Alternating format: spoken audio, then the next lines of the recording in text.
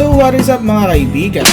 Welcome to Kasai Koen Park dito sa Japan. So samahan nyo ko exploring to. Okay? So tayo nagbabike papunta dyan sa Kasai Koen. Maliligaw pa tayo dito eh. Yan, tingnan nyo yung kanang overpass na yan ha. Sketchy na to ah. Not here. Baka doon sa taas. Yan, maligaw na. Yun, yung kanang part niyan, doon tayo pupunta para makapunta sa Kasai Koen. Saan yun? Medyo naliligaw na tayo.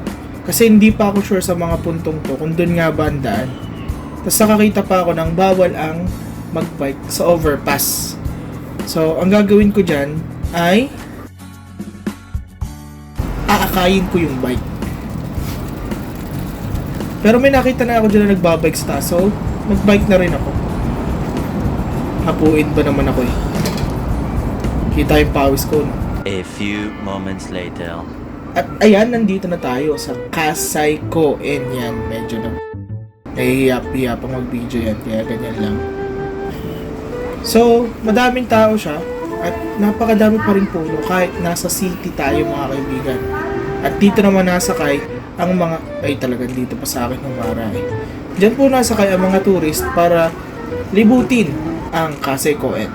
At meron din naman nagpe-perform ng mga magic. Yan, katulad ni Kuya.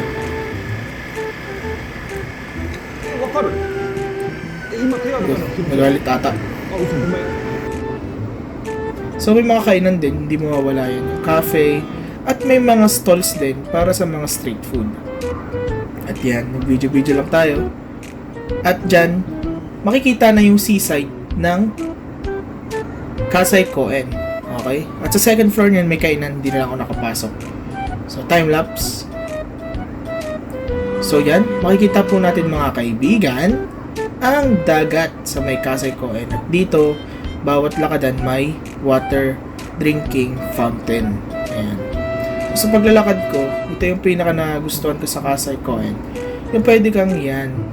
Napakasolid ng lugar na to mga kaibigan. Pwede kang pagkwentuhan lang, sightseeing. Kaya yan, palingon-lingon ako. Pwede din dyan mag-camp eh. Kita ko may tent dyan eh. Wait lang, para papakita ko. Ayan. So, ito pauwi na ako, pero hindi ko pa nalibot ng buo ang Kasai Koen. And follow for part 2.